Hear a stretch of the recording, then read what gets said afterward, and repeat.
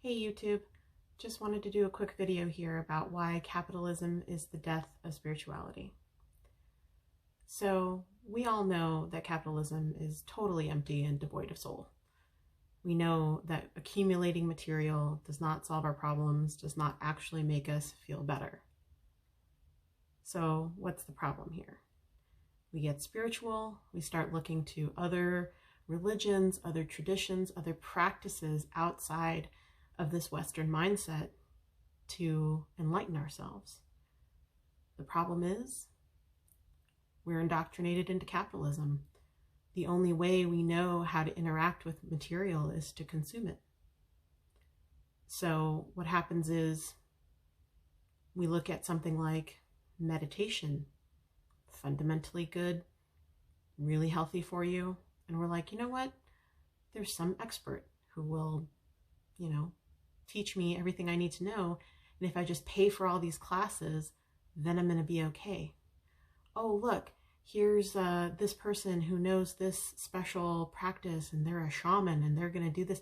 I'm just going to pay for this thing and I'm going to feel better. Or, here's a bunch of rocks that I'm going to buy and I'm going to feel better. So the only way that we know how to interact with spiritual material is to consume it. The very thing that is causing us so much pain and suffering is the same lens. It's the same method that we're using to get out of it. But of course, you can't really get out of it if you're still doing the same things. You can't treat spiritual material like it's a thing that you can buy and possess and it's going to make you feel better. It's not how it works. And beyond that, it's also not in the tradition of a lot of the stuff that we're consuming now spiritually. Right? These rocks that we're buying and, these crystals that are going to make us feel good about ourselves or help us feel calm. A lot of these are mined from countries that are using child labor, countries that are using unsustainable methods to basically pull it out of the earth and deplete it. These are from companies that are not paying the people who actually do the labor in those places fair wage.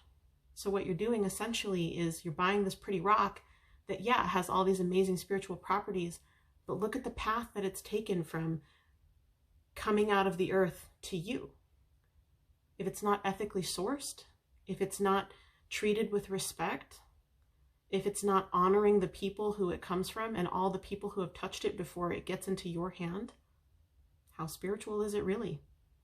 If you are part of the problem of exploiting people and exploiting the earth, there's nothing spiritual about that. It's just adding more misery to the world. So I know that this is overwhelming and I know that it's a lot to think about. You're like, well, I just really need this thing, this rock there, or whatever it is, this special spiritual object that's going to make me feel good. But those things come from places, and your separation from where it comes from and your distance from the source is exactly what is the cause of that internal misery you feel. Instead of taking, instead of buying, why don't we create? Why don't we do things that support the earth, that stimulate our connection with it in a way that's authentic and in a way that's unmediated by corporate greed, by people trying to make you feel like consuming is the answer, right? And this is where we get into the subject of cultural appropriation and all that stuff, which is a whole other video, and I'm totally going to go there, but not today. But just think about it for a minute, You can't buy spirituality. You can't buy the answers to life.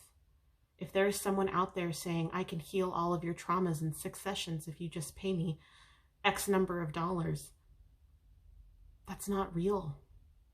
That's not in the spirit of learning who you are and what you really want. You're essentially trying to buy the work that needs to happen.